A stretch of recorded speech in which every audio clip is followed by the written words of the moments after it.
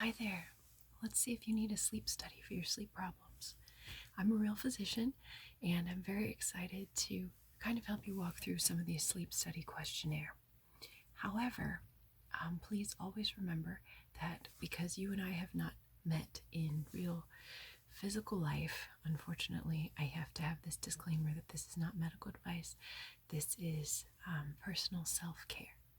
That said, I'm sorry I broke the fourth wall. Let's get back in and let's have a medical visit together. And let's go through some real, science-based, evidence-based questions to see if maybe you have sleep apnea.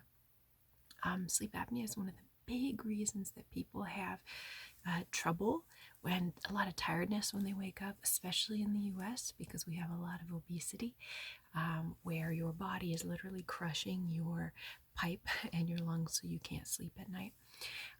And that's basically a period of stopping breathing. And some people just have strange, some of us are a little different. I have a very, high Mullen body is what it's called myself. It's something that we'll go through together to kind of see what's going on. After you and I talk, we're actually going to do a real sleep study. I am so excited about the really relaxing just experience that this is going to be for you. I think you're going to love it. And it's from the electrodes to the sleep test, every part of it. I think you're going to really enjoy it. Okay. But before we send anyone to a sleep study, we have to see, if they qualify really, if it's going to be worth their time. Right?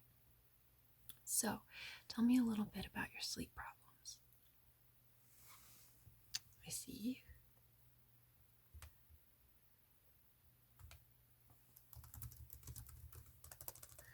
Okay.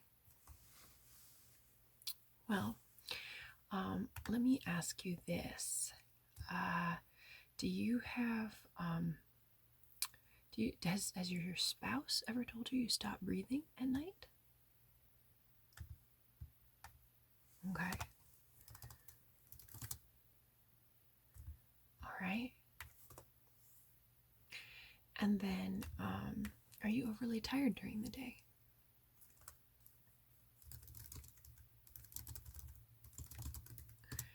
Now for that, let's actually do an Epworth test. So we're doing a test within a test. I'm doing one calculation right now, which is it's called the stop bang. They're the questions that I'm going through with you. And within that, we're also going to do another sleep scale called the Epworth to talk about what is excessive sleepiness, right? Because that seems vague. So let's go through that together. It's basically a self-administered questionnaire with 8 questions, but I'll go through it with you so that you kind of it's been used for a very long time. So from 1 to 3, or from 0 to 3, can you tell me, 0 being you would never fall asleep, and 3 being there's a high chance of falling asleep? What's your chance of falling asleep when you're sitting and reading? That's 0 to 3. Okay. Okay. And then how about while you're watching TV? All right. And then what about when you're sitting inactive in a public or private place? Again, 0 would be you would never doze. 1 would be there's a slight chance of dozing. 2, there's a moderate chance. And 3 is like you would fall asleep right away. Inactive in a public place, like a theater or meeting. Okay. Okay. How about as a passenger in a car for an hour without a break? Yeah, I know. How about lying down to rest in the afternoon? Okay. Okay. What if you're sitting and talking to someone? Is there a chance that you would fall asleep then? Okay. How about when you're sitting quietly with after lunch? No alcohol lunch, because obviously that's going to skew things. Okay. How about in a car when you're stopped a few minutes in traffic? All right. That's the dangerous one, right? You don't want to be falling asleep at the light, right? did you know that driving sleepy for many people is actually the equivalent of driving drunk? It's one of the reasons you have a lot of doctors who die after their shifts because they're, working on what's essentially a drunk blood alcohol content. I can't remember the exact number, but after you've had 24 hours of sleep, it basically translates like 24 hours not sleeping. Oh, yeah? Yeah, absolutely. Absolutely, that's true. So I don't remember the number exactly off the top of my head, but I'm pretty sure it's something like a blood alcohol content of 0.10, so 0.1%, versus like being awake, 18 hours instead of 24 hours is the same as having a blood alcohol content of 0.05. So, 0.10, like that's like in some states you can't be driving for that much, right? That's more than 0.08. In some states 0.08 is the legal limit. So, not sleeping and not getting good sleep can be really dangerous, and it's something that I have to evaluate a lot with my military patients, because they'll be driving tanks, operating machinery, if they're not able to get good sleep in garrison, because it's different when you're out on the, in the field, or you're out in war, in actual battle, right? You got the adrenaline going, that'll keep you going awake over a long time, and then you'll crash and you'll fall asleep, the sleep that you need. As long as you have a good hormone cycle, right, where your adrenaline's working properly, your cortisol's working properly, all your neurotransmitters are working properly. If those are out of whack, that's going to affect your function, right? Especially if you haven't had appropriate sleep rest cycles in garrison, which is a huge, huge problem with the military, is the failure to understand how to maintain appropriate sleep rest cycles in garrison, so that when you do need the soldier in combat, they're going to be ready to go. All that aside, your job and the battles that you fight every day also require adequate sleep. So based on your scoring, right, so Epworth sleepiness scores are scored based on like 0 to 5 versus 16 to 24. I add up all those little numbers. 0 to 5 is normal daytime sleepiness, but it's low normal. And even up to 10 can be, normal. It becomes mildly excessive around 11 to 12. 13 to 15 is moderately excessive, and 16 to 24 is dangerously excessive levels of, daytime sleepiness. So based on that, we add that in. And that factors into our stop bang too. Do you have blood pressure? High blood pressure? I think, did my medic take your blood pressure when you came in? Good, okay. I can take it again if you're unsure about it. Let's go through the questions first, so that, you get the information that you need in case you need to leave. Because I know people don't always stay all the way through for these. I want to make sure you have the maximum information possible, right? Although the really good stuff is the stuff coming later. But, and then BMI greater than 35. That's your body mass index. And that's something that you can look up and we can calculate too, with your weight and height and everything. My medic did get your weight, right? Your height, okay. And then the other thing is age greater than 50. Are you over 50? That also gives you a point on the stop bang. Okay. And then neck size. Is your neck size above 17? Or 16 actually is what I usually use, but above that, 16 or up. Okay. And then what gender are you? Biological gender.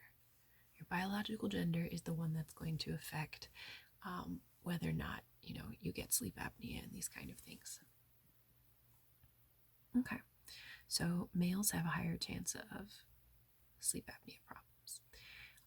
And then we can just score it up, and then we'll do a couple physical exam things that I'm going to do and educate you about that your physician should normally do, okay? But from here on out, it's just going to be going through the motions of the physical exam and going through the sleep study. Really all the actual medical information that you needed to learn from this video to go take to your physician, we've already gone through. Okay, that's these important questions. The stopping and the Epworth help you to determine if you have sleep apnea. Okay, if you don't, oh, one more, do you snore? Okay. Okay, and that's also a point.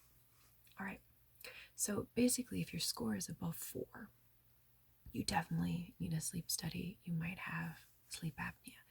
If it is below that, there are conservative measures we can try first. I did a sleep hygiene sleep clinic visit that's good for everybody, and a lot of those things usually work to help people out. And then if those things don't work, a lot of times CBT for anxiety and other kinds of things can help out. But of course, there's other sleep medicine rabbit holes that we can go down, of course. One big thing about sleep apnea is that some patients, basically all patients who have chronic pain or fibromyalgia, should check and see if they have it. Because you never know if lack of sleep is affecting your neurotransmitters and causing them to trigger your pain nerves when they shouldn't be, right? Patients with fibromyalgia should also all get sleep studies because you can actually see in the alpha wave patterns while they're sleeping. You can actually see basically fibromyalgia has a very particular set of patterns. Not all sleep physicians know this or know how to read this. I know this because I'm a patient with fibromyalgia, and so as a physician I spent a lot of time studying it, looking into it, reading various studies and books. So, but the Fibromyalgia Institute recommends a sleep study with alpha waves, and getting your sleep fixed as a fibromyalgia patient can actually be the thing that makes you start feeling better. There's a big debate about Xyrem. Xyrem was a medication that was recently found to, when given to fibromyalgia patients, get them to sleep through the night and almost completely take away their pain so that they could start intense exercise regimens so that then they could make the fatigue and everything else go away. Because the problem is exercise is a major treatment for fibromyalgia, but a lot of us are in too much pain or too tired to exercise, so it's a terrible cycle. So Xyrem kind of helps you get out of that by giving you that sleep, getting rid of your pain, because you were actually able to have restorative sleep, right? And so then you start on that intensive exercise program and you start having a normal life, right? The problem with Xyrem was that the FDA wouldn't approve it for fibromyalgia because it has previously been used as a date rape drug. And so because of that, they were more afraid that that would happen than, that people were in pain. I have my own opinions about that. I'm also a sexual assault medical forensic examiner, and I still believe that this, and obviously it's a little selfish, right? I have fibromyalgia, but I still believe that it would have been better to make that medication available and just tightly control it the same way we control opiates, because actually the number one date rape drug in America is alcohol, and that's still legal. So if we're really gonna, most of my patients who that I had to treat immediately after a sexual assault, most of them alcohol was in some way involved or used.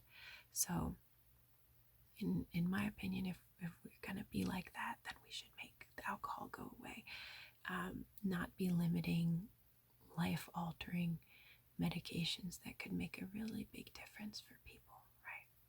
So, but I'm not in charge of the FDA, so Xyrem is very difficult to get. Some sleep medicine doctors know about the studies and will prescribe it for you, right? But again, you have to be safe, you have to be careful, right?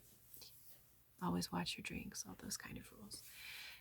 So that's kind of the story. Bottom line of all of that is sleep can make so much difference in your chronic pain that it can be life altering, right? So I highly recommend, if you have fibromyalgia, that you ask about a sleep study and try to get a physician who has experience with fibromyalgia. Unfortunately, many physicians do not and are very poorly educated. It's something that I'm struggling with so much right now, but we won't go into that because that's not relaxing. Right? All right, let's do our little physical exam.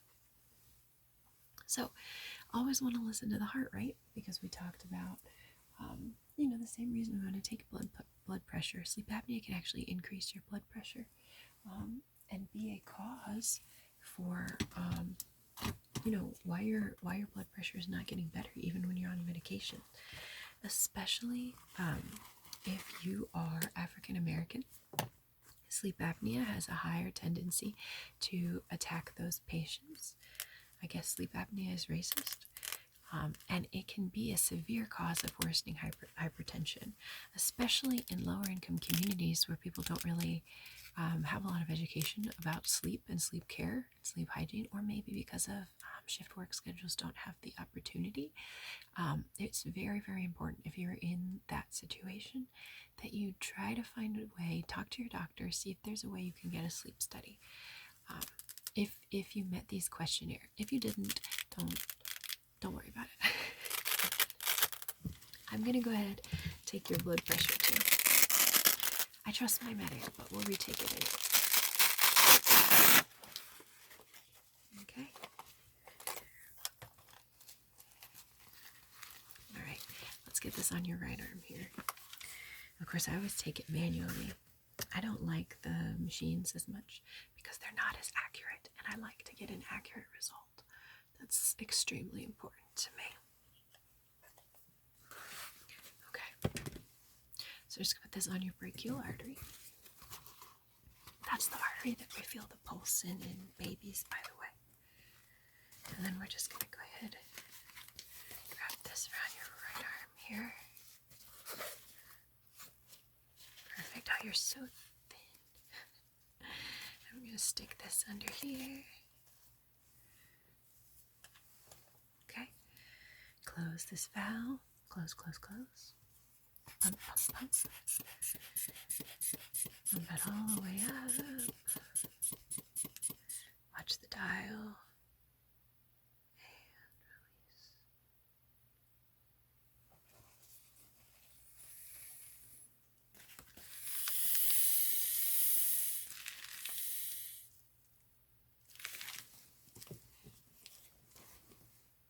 Okay. I know I'm a talker. That's why my visits always run long. Alright, let me go ahead and listen to your heart and lungs while I've got you here. Just listening to your heart right now.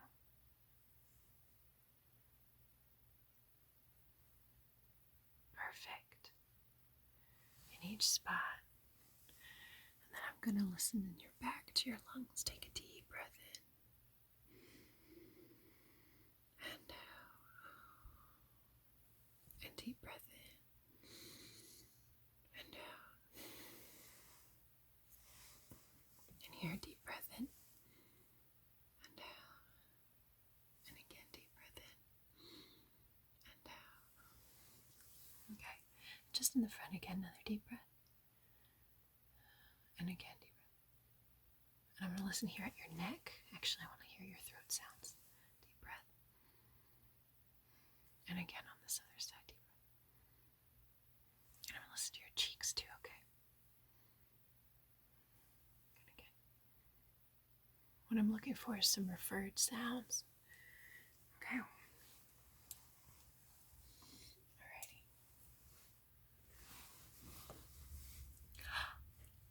You're right. Well, what can you do? So, can I look inside your mouth? Mm-hmm. This is where we get that Mullen potty score that I was talking about.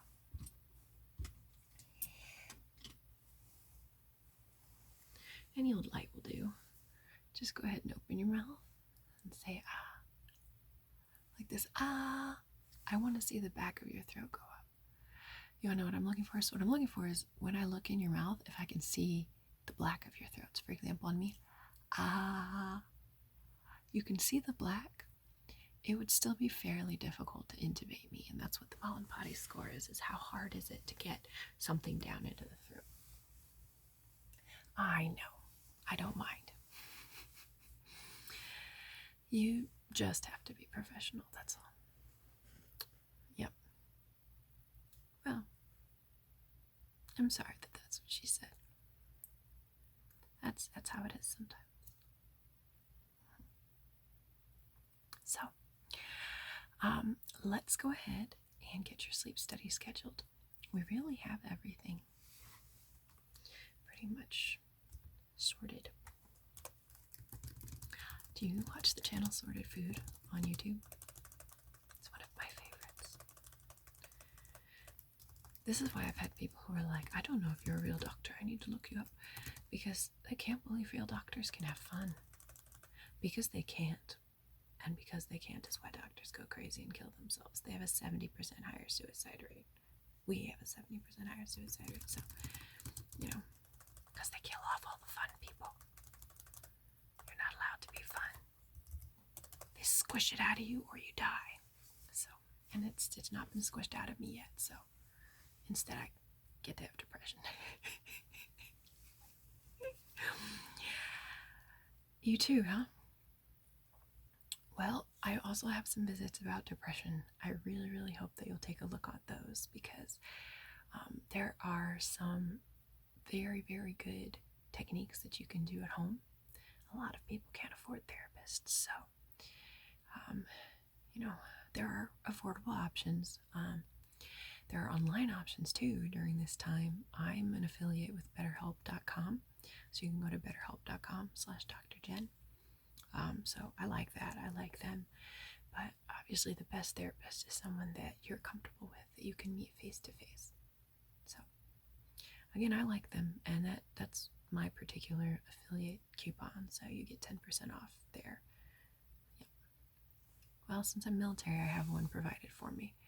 I can't say that I have loved all of the therapists that I have been assigned by the military. In fact, I can say some of them have been subpar, and some of them have been wonderful. So that's another important rule when you go through that depression stuff, and look at getting yourself a therapist or look at self-therapy, and different techniques and options. Make sure that you are comfortable firing your therapist if you have to.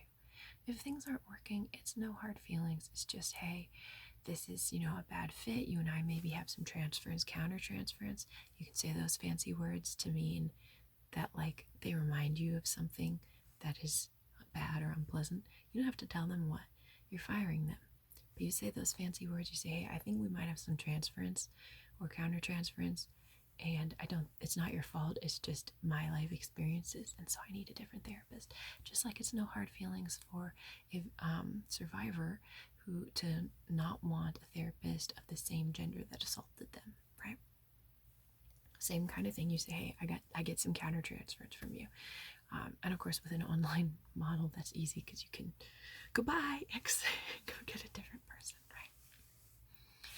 Absolutely. Well, I wanted to try to cover everything. So I think we've gone over your sleep apnea. We've gone over, chronic pain and how that affects sleep studies, right? And then we've gone over some mental health depression stuff. So let's go ahead and get you plugged in and get you started.